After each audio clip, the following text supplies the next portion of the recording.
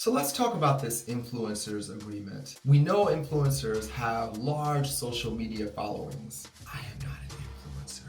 But for the context of this SAG-AFTRA agreement, an influencer is defined as anyone with so much traffic on their social media, TikTok, Facebook, Instagram, that they're able to get a contract from a non-signatory advertiser. By advertiser, I mean Nike, Sony, Orange Julius. By non-signatory, I mean any company that doesn't already have a contract with the union. What about signatory companies? Well, since signatory companies are already signed with the union, then any advertiser who wants to use your influence has to do it under the commercials contract, which exists already. Why should you use this agreement?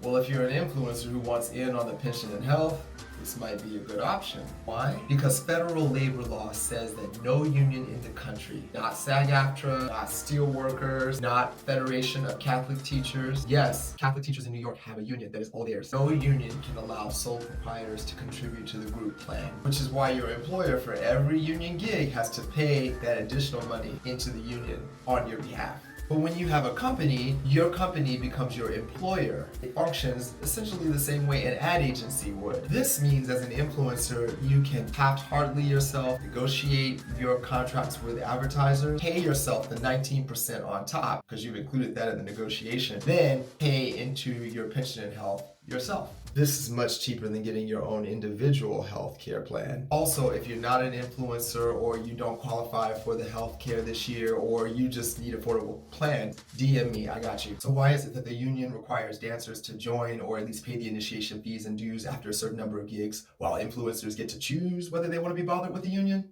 I think I used the Game of Thrones prequel example. Let's say you make an IGTV Game of Thrones spoof starring you and it goes viral and you're not in the union. You make the set, you chose the chainmail wardrobe, you shot it with your phone, you wrote the treatment. You or your agent dealt with your contract from Pepsi.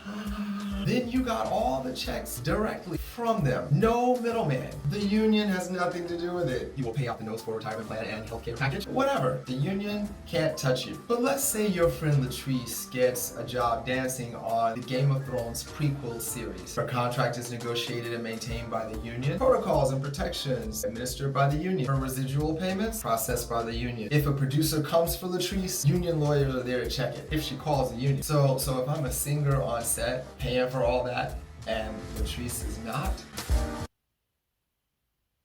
I mean, because is that really fair? I'm paying dues to process your check and you not? And listen, although the union has a really long way to go in terms of understanding what we need and who we are as dancers, Dancers Alliance is working on it, I promise. The basic services are sorted. What if I'm a dancer already in the union and I become an influencer because I've gotten one of these contracts with an advertiser? No initiation fee, you'll still pay your same dues, only they might be more because you're making more money. You'll already have pension and health set up as a union member, so you won't need to start your own LLC or company. How does the pension get credited to the account? That's a whole other video. You know this is not my ministry. This with the camera and the selfie and the